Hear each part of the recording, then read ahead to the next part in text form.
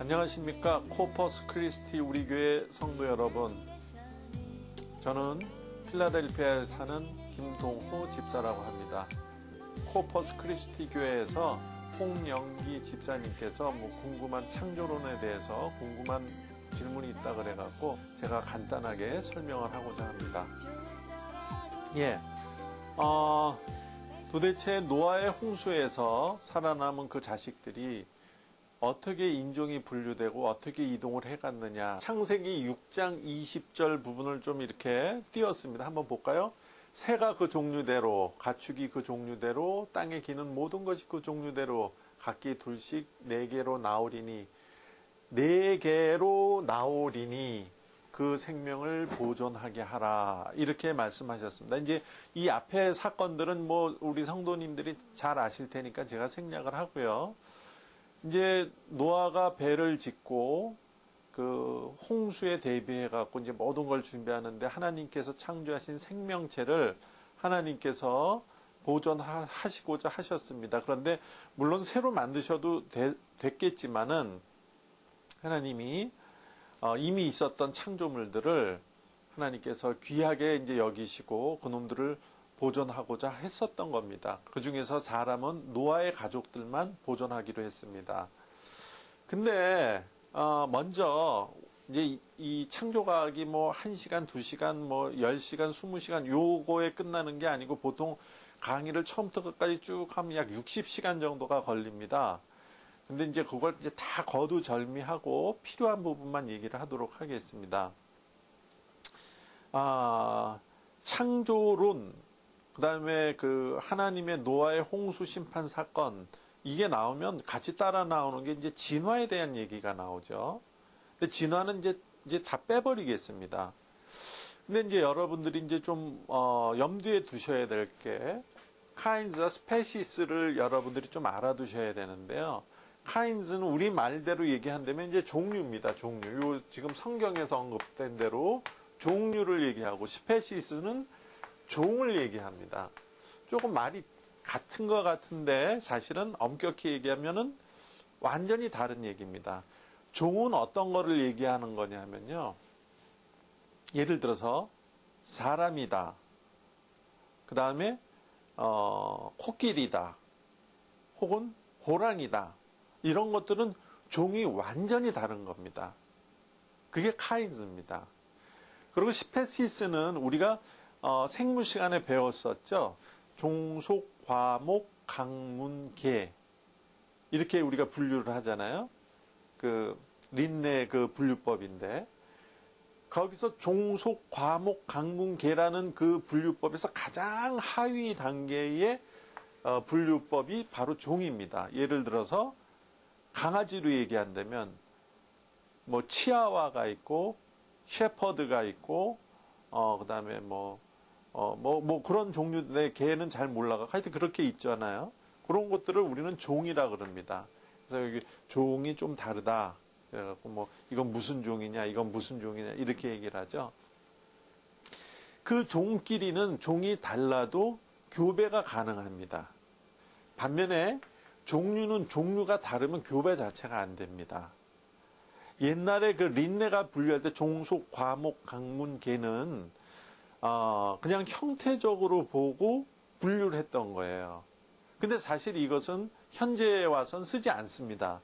왜냐하면 이제 DNA, 크로모좀, 염색체 이런 거 많이 들어보셨을 거예요. 그런 거에 의해서 분류가 가능해지고 그런 것들이 실제로 얘네들의 유형 관계를 결정짓는 거기 때문에 겉으로 보는 모습이랑 이 DNA 관계를 따져볼 때 겉으로 보는 모습은 너무 비과학적이기 때문에 이제 거의 쓰지 않습니다. 그래서 이미 정의 자체가 바뀌었어요. 그런데 왜 우리 교과서에서 아직도 실리느냐? 그것은 과학자들이 해놓고 그걸 다 뒤집어 엎으려니까 너무너무 끔찍한 거예요, 일이. 그러니까 모르는 척하고 덮어놓는 겁니다. 그래서 이 종들은 이제 쉽게 얘기하면 속까지, 예를 들어서 종 위에가 속이죠. 종속, 과목, 강문, 계니까 속까지는 교배를 하면 교배해갖고 새끼가 나올 수가 있습니다. 예를 들어서 말과 당나귀를 교배시키면 노새가 나오듯이, 혹은 사자와 호랑이를 교배시키면 라이거가 나오듯이 가능합니다, 그게. 그래서 조금 더 구체적으로 얘기한다면 그런 것들은 얘네들끼리 염색체라는 게 있는데요. 염색체끼리 시퀀스가 비슷할 경우에는 교배가 가능합니다. 그래서 그런 놈들을 종은 뭐 물론이고 속에서도 그렇게 시퀀스가 염색체의 시퀀스가 같은 경우에는 그 다음 세대를 만들 수가 있습니다. 내가 갑자기 종과 종류의 얘기를 하느냐? 성경에 나오기 때문에 그렇습니다. 지금 여기에 보면 그 종류대로라 그랬잖아요. 종류. 그러니까 제한된 공간 내에서 동물들을 다 실 수 없잖아요. 내가 갑자기 이 얘기를 왜 하냐면 이런 종류대로 이렇게 실어 놓고 얘네들을 나중에 교배를 하게 되면은 그 종류와 전혀 다른 모습의 생명체가 나올 수가 있습니다. 조금 이따가 얘기할게요. 그러니까 종류대로 배에다 실게 했습니다. 그러니까 이 속에는 유전자라는 게 있는데, 유전자 들어보셨죠? 그 유전자가 막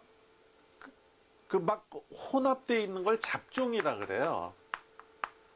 그리고 혼합되어 있지 않고, 예를 들어서 백인인 경우에 피부가 하얗다 하면은 하얀 유전자끼리 이렇게 모여 있던가, 아니면 피부가 흑인인 경우에 피부가 까맣다, 그건 까만 유전자만 모여 있는 경우, 그런 거를 우리는 순종이라고 합니다. 그런데 백인과 흑인이 결혼을 해갖고 다음 세대에 낳는데 약간 커피색의 아이가 태어났다. 그런 경우는 백인의 유전자도 갖고 있고 흑인의 유전자도 갖고 있게 되는 겁니다. 그런 걸 우리는 잡종이라 그럽니다. 이 잡종이라 그래서 욕이 아니고, 그러니까 생물학적인 용어예요. 아마도 이 당시에는 이 종류들이 모두 유전자를 갖고 있는 잡종이었을 것입니다. 하나님이. 잡종, 그러니까 겉으로 보기에는 어떤 그 생물체 한 종같이 보이는데 그 속에서는 완전히 다른 종을 만들어낼 수 있는 유전자들을 지니고 있는 거예요. 그러니까 너가 가서 잡아와라 그런 게 아니고, 물론 잡아오라 그러면 잡아올 수도 있었겠죠. 근데 하나님 그 유전자에 대한 비밀을 알고 계셨던 거예요. 왜? 본인이 직접 만드셨으니까. 그러니까 한 쌍씩 4개로 나오리니, 그러니까 잡종만 온 거예요. 그러면 그 다음에 홍수가 멈춘 다음에 그 종들이 스프레드 되는 거는 시간 문제니까 나오리니 그 생명을 보존하게 하라. 여기에 비밀이 있는 겁니다. 그냥 쓰신 게 아니에요, 이 성경을. 자, 그러면 이제 우리가 종과 종류에 대한 개념을 알고 얘네들이 들어올 때 어떻게 들어왔는지, 그러니까 왜 이렇게 암수가 노아 앞에 와서 내가 들어가겠습니다 해갖고 이제 들어가게 됐는지 그 비밀을 이제 아시겠죠? 그 다음, 지금 이게 어서 많이 본 그림인 것 같죠? 맨델의 법칙입니다. 그 사진입니다. 예. 지금 보면 좀 그림이 좀 잘 안 보이는데, 지금 여기 이제 황색이라고 써 있어요.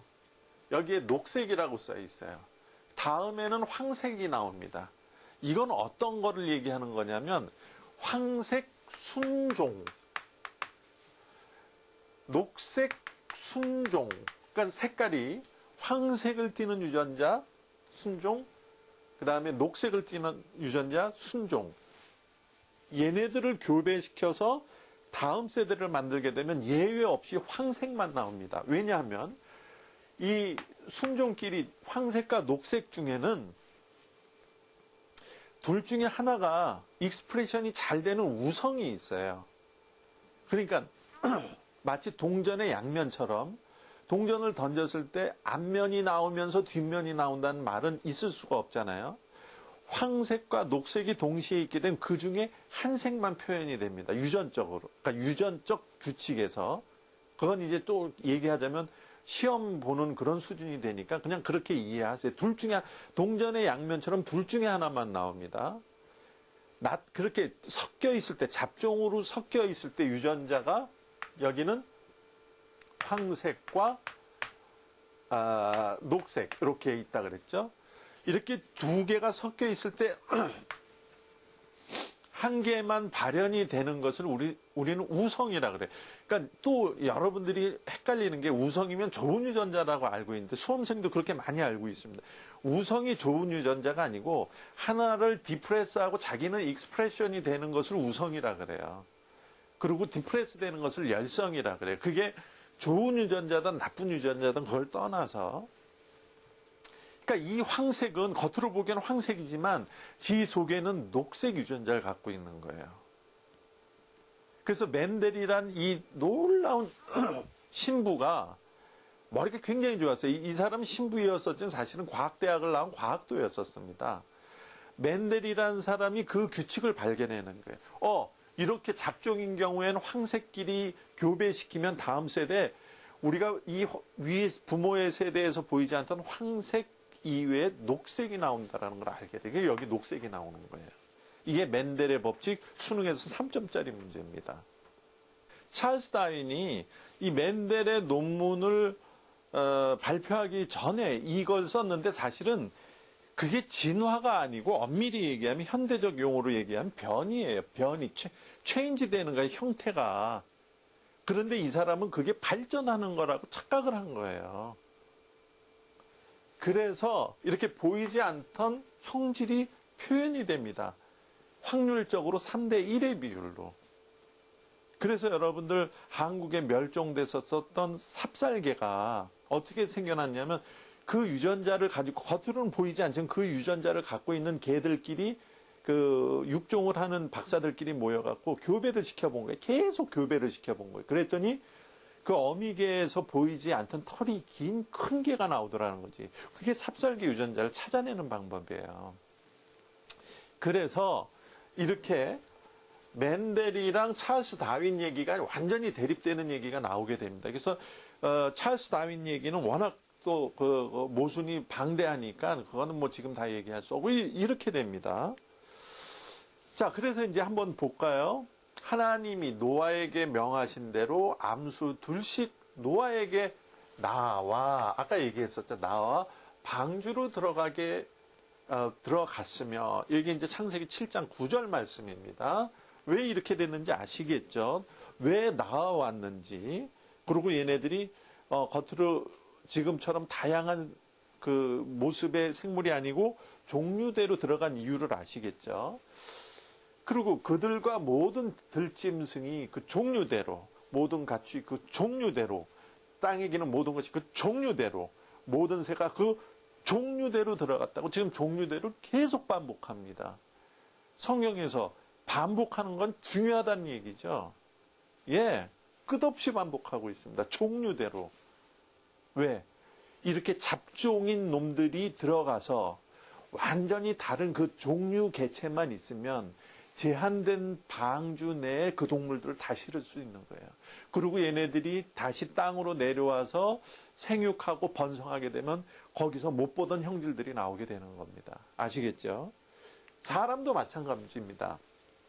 사람도 처음에 노아의 가족들은 지금까지 얘기했었던 것처럼 분명히 혼합 잡종 유전자를 가지고 있었습니다. 그래갖고 백인도 아니고 흑인도 아니고 황인도 아닌 그 모든 유전자를 갖고 있는 새로운 형태의 유전자 집단이었을 겁니다. 마치 우리가 지금 미국에 살고 있잖아요. 미국이 그런 노아의 형태의 유전자를 갖게 되는 겁니다. 왜냐하면 흑인, 백인, 동양인이 모두 모여갖고 혼혈이 만들어지잖아요. 그런 유전자입니다. 그래서 온 땅의 언어가 하나요, 말이 하나였었는데, 예? 이에 그들이 동방으로 옮기다가 신할 평지를 만나서 거기서 거류하게 된답니다. 하나님께서 야, 넓은 땅에 가서 너희들이 생육하고 번성하고 창세기 1장에 보면은 너희들이 정복하고 지배해라 이렇게 말씀하셨는데 인간들이 뒤틀리기 시작합니다. 또 말하되 자 성읍과 이제 이 인간들이 얘기하는 겁니다. 성읍과 탑을 건설하여 그 꼭대기를 하늘에 닿게 합시다. 이름을 내고 온 지면에 흩어짐을 면하자고 얘기를 합니다. 그러니까 이때 상태로는 이제 지금 질문하신 것처럼 집사님이 흑인, 백인, 동양인이 분류가 안 돼 있겠죠. 왜냐하면 혼합 상태이기 때문에. 그런데 이제 어떤 얘기가 나오냐. 그러므로 그렇게 해갖고 이제 바벨탑을 만들고 여호와께서 거기에 온 땅의 언어를 혼잡하게 했다고 합니다. 그러니까 이제 혼잡하게 하고 여호와께서 거기 그들을 온 지면에 흩으셨습니다. 흩으실 때 어떻게 흩으셨냐 하면은 가족 단위로 흩으시게 했습니다. 이제 언어가 혼잡해지니까 어떤 일이 만들어지냐 하면 이게 예를 들면 고래야 덴뿌라 데스까 딱 그랬더니 그 옆집에 있는 사람이 야 너 뭔 소리 하고 덴뿌라는 무슨 덴뿌라야 이거 오뎅 아니야 오뎅 그랬더니 오뎅 데스 그러니까 서로 말이 통하지 않는 겁니다. 그러니까 이제 여기에서 어떤 문제가 생기냐면은 가족들끼리 이웃과 떨어지게 되는 겁니다. 지금 그 창조론으로 본다면. 근데 가족들은 대부분 유전자 풀이 비슷하죠. 유전자 풀이 비슷합니다. 예를 아주 극단적으로 얘기하면 그 많은 가족들이 뭐 다 그렇지는 않겠지만은 백인이면 백인 유전자를 많이 갖고 있다던가 흑인이면 흑인 유전자를 갖고 있다던가 왜냐하면 그 부모끼리 교배를 해갖고 자식을 낳게 되니까 비슷한 유전자 풀을 갖게 되잖아요. 그런데 그 가족들끼리 언어가 달라지게 되는 거야.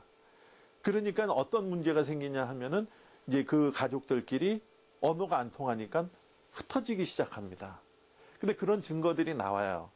그래서 어떻게 흩어지기 시작하냐면 그때 이제 그 노아의 홍수가 만들어지고 지축이 뒤틀리고 대륙이 막 흔들리고 그러니까 이제 화산이 뻥뻥 폭발하게 됩니다. 화산 폭발에서 화산재가 올라가게 되면 햇빛이 들어오지 않게 돼서 급속하게 빙하 시대로 빠져들게 돼요. 그래서 그 증거로서 시베리아에서 발견되는 맘모스 있잖아요. 매머드 같은 것들이 많은 과학자들이 그 잘못된 얘기예요. 걔네들은 추운 지역에 살기에 딱 적합하다는데 그 거짓말입니다. 추운 지역에 사는 놈들은 엘렌의 법칙에 의해서 말단이 커지면 안 돼. 쪼그라들어야 돼. 커질수록 동상에 걸립니다. 그건 100%예요. 99%도 아니고 100%예요. 근데 매머드는 코가 길잖아요. 그럼 코가 다 썩어버립니다. 얼어갖고. 그러니까 그 과학자들이 얼마나 거짓말 잘하는 사람인지 아시겠죠? 그래갖고 매머드가 이제 발견되는 거 위를 절개해 봤더니 그 속에서 코끼리들이 먹는 풀들이 발견이 됩니다. 그러니까 시베리아 지역도 옛날에 빙하기가 오기 전에는 온난한 지역이었었다는 소리입니다. 그래서 그런 그 화산이 폭발하고 화산재에서 햇빛이 가려지고 빙하기에 급속히 오면서 그 매머드들이 멸종을 하고 시베리아의 얼음에 확 묻혀버리면서 어떤 문제가 생기게 되냐 하면은 사람들은 조금 땅이 겨울에는 땅 쪽이 대륙 쪽이 춥습니다. 바다 쪽이 따뜻해요. 왜냐하면 바다가 잘 식지를 않잖아요. 이게 바다 쪽 해안가 쪽으로 모여 살기 시작합니다. 그런데 사람들이 자꾸만 불어나니까 불편하잖아요. 그러니까 성경에도 나온 동쪽으로 자꾸만 이동을 합니다. 해안을 따라갖고. 그래서 해안을 따라갖고 쭉 이동을 하면서 아메리카 대륙에 베링해를 건너갖고 그때는 이제 베링해가 없었겠죠. 그 대륙 해안선을 따라서 이동을 하면서 동양인들 일부가 아메리카 대륙으로 들어오게 됩니다. 그러면서 막 지각 변동이 일어나고 그래서 대륙이 찢어지기도 하고 그러면서 고립이 되는 거죠. 그렇게. 절대 배 타고 걷는 게 아닙니다. 미국 인디언들은. 아니면은 그 추운 시베리아를 건너서 알래스카를 건너서 올 수 없습니다. 그 옛날에는. 이렇게 분류돼서 오게 된 겁니다. 그러다 보니까 아까도 얘기했지만 가족끼리 검은 사람은 검은 친척들끼리 흰 사람은 흰 친척들끼리 서로 언어가 통하니까 이제 나눠지게 되죠. 고립이 되기 시작하죠. 그리고 이제 환경에 따라서 검은 사람들은 조금 햇빛이 많아도 괜찮은 지역 쪽으로 이동을 하게 되고 또 피부가 하얀 사람들은 햇빛이 너무 세면 자기네가 너무 뭐 불편하니까 햇빛이 좀 덜 심한 곳으로 이동을 하게 되고, 뭐 이렇게 이동을 하면서 서로 이제 그 종에 고립이 생기기 시작하는 겁니다. 그래서 흑인, 백인, 황인 같은 것들이 오랜 세월 동안 나눠지게 되는 거죠. 쉽게 말하면 강아지들도 계속 교배를 시키면 조그만 강아지를 만들 수 있고, 또 계속 교배시키면은 뭐 털이 긴 강아지를 만들 수도 있고, 그렇듯이 그런 지역적 고립과 인간들의 그 언어의 그 분화에 따른 이동, 이런 것들이 보편적으로 영향을 줬기 때문에 이런 현상이 일어났을 거라고 과학자들이 지금 추정을 하고 있습니다. 이런 그 성경적 지식들을 쭉 연구하다 보면요, 창조 이후에는 방법이 없다라는 그런 결론에 도달하게 됩니다. 그 이유는 수학적으로도 말씀해 드릴 수 있는데, 뭐 그건 너무 길어지니까 이 정도만 얘기하도록 하겠습니다. 그래서 어떻게 흑인, 백인, 황인이 갈라졌는가, 그리고 어떻게 민족들이 이동을 했는가, 그리고 어떻게 이제 유전자들이 보존이 됐는가, 이런 것들을 한번 쭉 간단하게 정리를 해봤습니다. 코퍼스 크리스티 우리 교회 성도 여러분, 특별히 홍영기 집사님 의문이 잘 해결되셨으면 좋겠습니다. 네, 지금 이 얘기를 듣고도 이해가 안 되시는 분들은 괜찮습니다. 예수님이 그러셨잖아요. 너희가 꼭 보고 믿느냐? 보지 않고 믿는 사람이 더 복되다 했으니까, 여러분들 중에서 이해가 잘 안 간다 그래갖고 실망하실 필요 없습니다. 이해가 안 가도 믿는 분이 더 복된 겁니다. 그런데 혹 이해가 되는 사람들은 세상 사람들이 하도 이런 부분을 가지고 공격을 하니까, 이런 말 정도는 그 사람들보다 더 좀 똑똑하게 얘기를 해주면 더 좋겠죠. 예.